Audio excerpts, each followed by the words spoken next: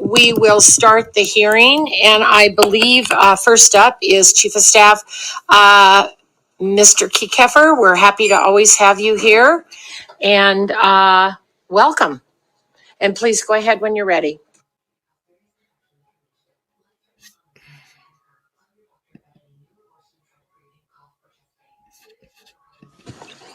Thank you, Madam Chair, and members of the Senate Finance and Assembly Ways and Means Committees. Appreciate you having me here today. For the record, my name is Ben Kieckhefer, and I have the distinct honor to serve as Chief of Staff to Governor Joe Lombardo.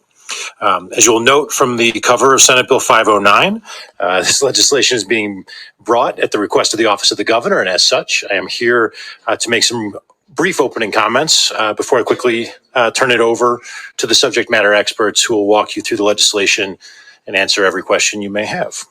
And I would be remiss not to take this opportunity, though, to provide a little context to explain how we've gotten to where we are today. As I sit here to open this hearing, it strikes me that the first time I sat in one of those chairs was in 2011, and Las Vegas did not have a major league professional sports team. At that time, people pretty much scoffed at the idea, and it goes without saying now that all of that has changed. Las Vegas is now the home to the NHL, the WNBA, the NFL, the Las Vegas Grand Prix, and they have joined NASCAR and UFC. And that's quite some growth in just over a decade. I believe it's important to know that that didn't happen by accident. Those are changes that occurred because people made the decision to do something, to take action that has driven change. And I believe that that is the opportunity that you have with Senate Bill 509 today.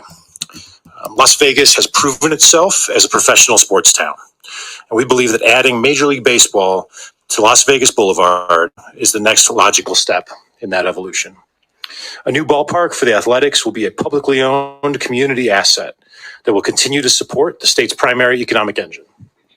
And it will house a Major League Baseball team that the residents of Clark County can rally behind. We also believe that this is a fiscally responsible financing package. Critically, it contains no new taxes imposed against the residents of Nevada or our guests. Stadium construction costs would also include the owners of the Athletics investing more private capital than anyone has ever put into a baseball stadium in this country. Additionally, the public share of financing for this project would be the third lowest of any baseball stadium built in America this century.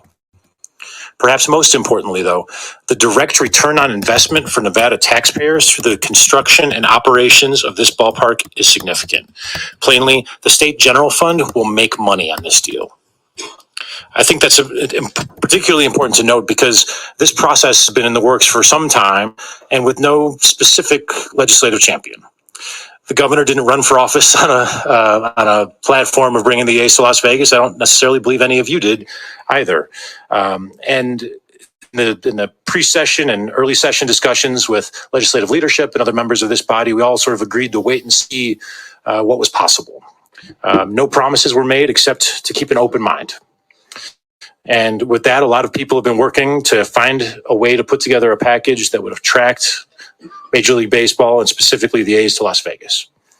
After all of that work, Governor Lombardo believes that this is a good project for the state. And it's now incumbent on everyone who's worked on it to convince all of you that this is a good project for the state. And if we all can mostly agree on that, then we can move forward and do something that will be good for the Southern Nevada economy, creating thousands of jobs, building out a community asset, and supporting the state's biggest industry. We believe that would be a good outcome. So in closing, I'd like to thank the Majority Leader and Speaker Yeager for agreeing to the joint hearing, as well as Chair Dondero Loop and Chair Monroe Moreno for carving out valuable committee time at this point in the legislative session. Additionally, we would like to thank the athletics organization, including John Fisher and the Fisher family, Sandy Dean and Dave Cavill, for always working hard to reach consensus and for the flexibility and willingness to pivot when it was necessary. I'd also like to thank Clark County and its staff for putting in the time to structure something that works for them and we believe works for the state. And finally, I'd like to thank the three individuals who will be coming up next to walk you through the formal presentation of the bill. That's from the LVCVA, Steve Hill, Jeremy Aguero of Applied Analysis, and all of our state treasurers, Zach Conine. Thank you. Thank you very much. And gentlemen, go ahead and